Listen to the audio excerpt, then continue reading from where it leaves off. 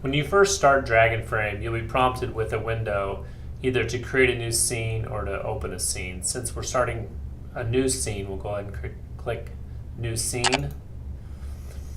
It'll ask for a name and a scene number. I'm going to leave this as test. I'm going to go ahead and call this 001, Scene 1, and I'll say OK.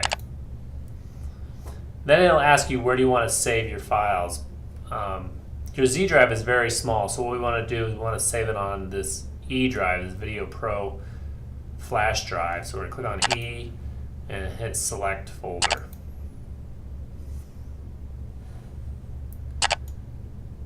When DragaonFrame comes up, you'll want to first turn on your camera. Right now we don't have our camera on, so we'll go ahead and turn that on. And your live view will show up. First thing we're going to do is we're going to set the focus on our camera and also check the exposure. So let's go ahead and set something in front of the camera here. And you'd want to do this with your scene set up, whatever you're animating. To do this, what we're going to do is we're going to click on this little camera icon up here at the top right, and check this little box, and you can line up your box to whatever you're trying to focus. Go ahead and hit check focus, and it will zoom in on that, and there's a focus ring on the camera, and you can turn the ring in and out to get the correct focus. So that looks pretty good like that. These buttons here in the middle are currently disabled because our camera lens is set to manual focus. If our lens was set to autofocus, we could actually focus the camera with these buttons. So now let's go ahead and check our exposure. What we're going to do, let's go ahead and get out of check focus.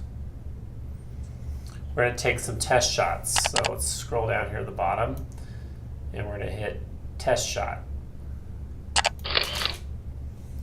It will go ahead and take a picture of our scene, and I can tell right away it's too dark, but let's go ahead and double click on that. And yes, it's too dark, so let's go ahead and get out of that. I'm going to hit escape. And what we want to do is we want to look at this EV, exposure value. So a couple different things we can do. We can either slow down the shutter speed, or we can change the aperture, open this up a little bit, and we can even change the ISO. Let's go ahead and move this down a little bit, and let's actually slow the shutter. So I'm up 2 1/3 value, exposure values. So let's go ahead and test this again. So that's much better.